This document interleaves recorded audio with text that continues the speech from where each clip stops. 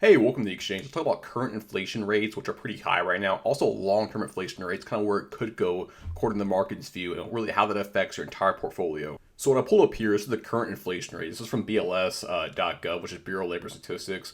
So currently, last print we had was May 2022. We're at 8.6%, extremely hot. And obviously, you see a chart here. I mean, ever since really the last fall to now, I mean, it's just been basically on the up and up, really ever since. But I'll show you another graph real fast. I think it's very interesting. So this is called the 5-year break-even inflation rate, which all this means is basically take a date in this graph, project forward 5 years. That's the market's guess of the average inflation rate over the next 5 years. So we're currently, let's take a look at this. We're currently, last reading was June 23rd, 2022. We're at 2.69%. So it's saying, hey, from June 23rd, 2022, go forward 5 years, average inflation rate, they're guessing 2.69%. If you notice here, I mean, if you would have guessed, you think, hey, we're heading to the moon right now, inflation expectations are out of control, like hyperinflation fears, etc. That is not happening right now. So what we're actually seeing, the actual peak itself was actually March 25th at 3.59%. We actually have been downtrending really ever since basically the last 2 months or so. Now there have been pauses there, like we had basically a big rally in early June timeframe, but ever since then it's been dropping considerably. And this is for really a number of reasons. So the most obvious reasons are, hey, number one, quantitative tightening. That's basically the Fed balance sheet and the federal funds rate. So basically, a balance sheet running down, the federal funds rate basically increasing, meeting after meeting, etc. Also, number two, we also have major recession fears. We don't quite know when or how bad it's going to be. Those will hit the market pretty hard overall too. And you see that, hey, consumer confidence, overall market confidence right now too. I mean, it is pretty bearish out there, but we are seeing a rally right now, which I'll explain why we're seeing that kind of later in the video. Now, this is that exact same graph I showed earlier. This is basically just a widen out x-axis, so adding in more years.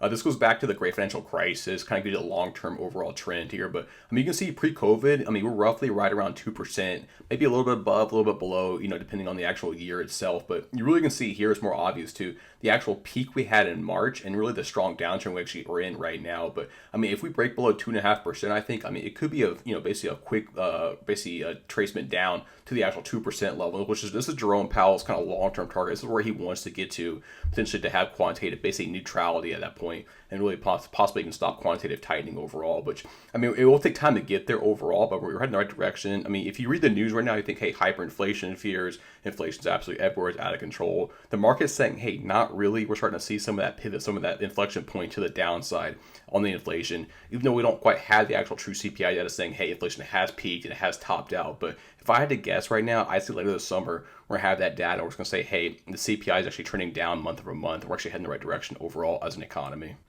So this is the exact same chart format though. This is a 10-year break even. So basically what this means is, hey, take any date in this chart, basically, forward project 10 years. What's the average inflation rate going to be in that time frame? But so we go to the latest reading right here, which is June 23rd. We're at 2.5% on a 10-year basis. This actually spiked out instead of March. It actually spiked out in April timeframe. So, but again, it's been on a strong downtrend really ever since. So it really matches the actual 5-year break-even rate, but a little bit less volatility because it's a longer time horizon overall. So this really confirms what we're seeing right now, kind of that topping out of inflation expectations, at least from the market perspective.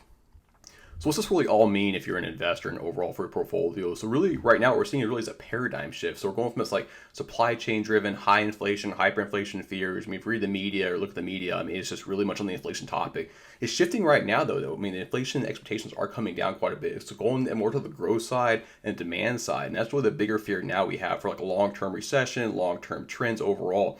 It's really that demand side focus, which is really, I mean, it depends on consumer confidence, consumer spending levels. We're seeing some pretty nasty data looking at like, hey, delinquencies, loan defaults, potential house valuations coming down overall. So that's the big fear there too. What I think we're seeing right now is we're basically in that shift right now. We're right in the middle, almost like a halftime break. You're seeing stocks rally all across the board, both risk assets and non-risk assets too.